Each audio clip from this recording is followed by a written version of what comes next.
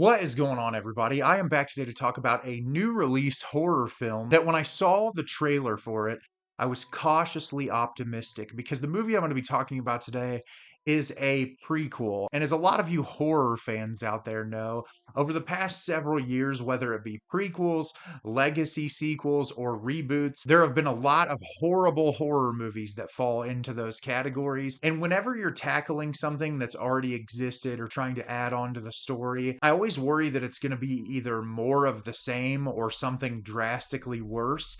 And when the initial reviews came out for this movie, I was really surprised. There was a lot of glaringly positive, like, I never would have expected an Omen prequel to be this good. And so I went in with limited expectations, and I'm very excited to talk about The First Omen with you today. The First Omen is directed by Arkasha Stevenson. When a young American woman is sent to Rome to begin a life of serving to the church, she encounters a darkness that causes her to question her own faith and uncovers a terrifying conspiracy that hopes to bring about the birth of evil incarnate. So, as I said, went into this with limited expectations, but I thought the trailer was great for the movie, seemed really interesting, and this is hands down the best horror movie of the year so far, and I feel like this thing is going to cement itself as a classic in the next couple of years. This was remarkable. I honestly cannot believe that this is a prequel to a horror movie from the 1970s. It manages to not only lead into that story in a way that I felt like was incredibly effective, but it also manages to be its own unique thing where when they're paying homage to the original or making nods to the original, it doesn't feel forced or corny or goofy in any way, shape, or form. The horror is very well executed. There's not a lot of jump scares. It is very much forcing you as an audience member to watch horrifying imagery. The performances are exceptional. The score is amazing. And I'm really excited to tell you about this movie today. At the beginning of the film, we are introduced to Margaret, played by Nell Tiger, who comes to Rome to take her vows to become a nun. And she has been part of the church her entire life. She is an orphan. She was born into the church. And so she spent a lot of time with the church, but she's lived most of her life in the States. And she's coming back to Rome. And Bill Nighy, Cardinal Lawrence, is who picks her up from the airport. They have this conversation.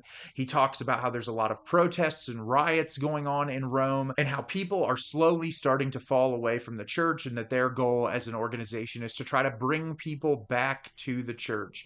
And so she gets there and she's introduced to Mother Superior and all of the different people who work at this orphanage where all of these kids from very young ages up to the age of 18 live. And we're introduced to Carlita, who is a young girl at the orphanage who is incredibly troubled. She's constantly getting into arguments with the nuns. She's getting in fights, and they keep her locked in this room that they call the bad room constantly because of how she acts out. And Margaret really takes a liking to her early on because of the things that Margaret went through when she's younger.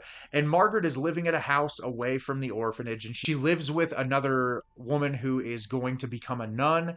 And the two of them go out one night to kind of party it up before they're getting close to taking their vows. And after that evening, a series of strange events starts happening to Margaret. And the film is Margaret witnessing these strange events, things slowly starting to spiral out of control, and her seemingly starting to suspect that not everything occurring at this orphanage with the Catholic Church is what it seems. So as I said, this movie is remarkable. This is destined to be a horror classic in the next couple of years. I 100% believe that with my whole heart. For starters, I want to talk about performances in this movie. Nell Tiger, who plays Margaret, gives one of my favorite performances of the year so far.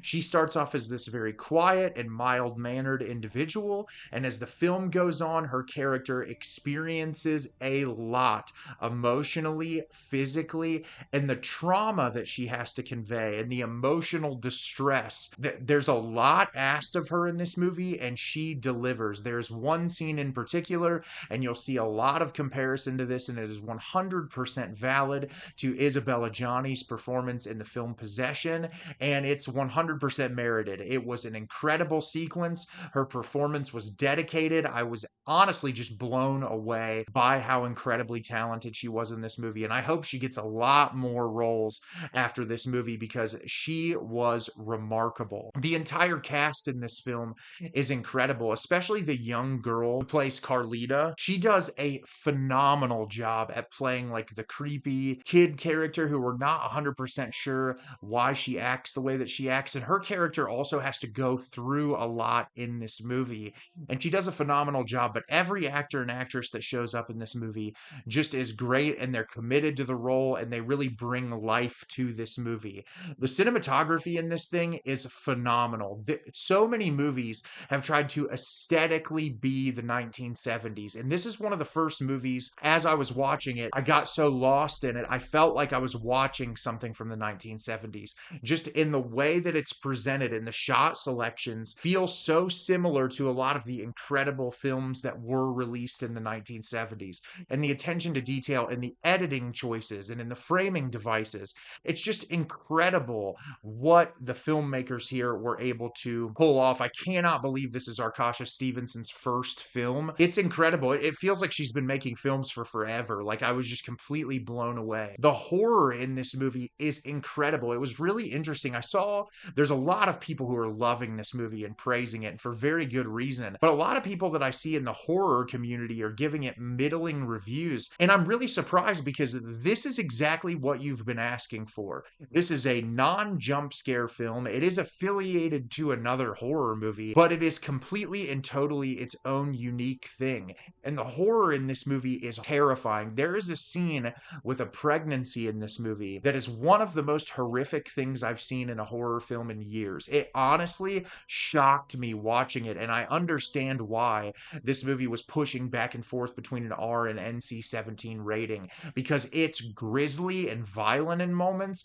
but there's also some incredibly horrifying sequences that instead of it being a jump scare, the director forces you to look at this imagery that just sends chills up your spine. And honestly, this movie made me uncomfortable. And when a movie can do that, similar to Talk to Me last year, I commend it. Whenever a movie can make me feel really unsettled and uneasy, I am 100% on board. And this movie does that in droves. But on top of being a really incredible horror movie, it's a fascinating commentary on the Catholic Church and the overuse of power in the Catholic Church and the way that they've manipulated people over the years. And obviously, this is a very inflated idea. It's very extreme. It's got a horror premise. But I think this whole thing of like the Catholic Church worrying that society is becoming too secular and trying to do things to bring people back into the fold, and seeing the level of abuse and horrible things that people are willing to do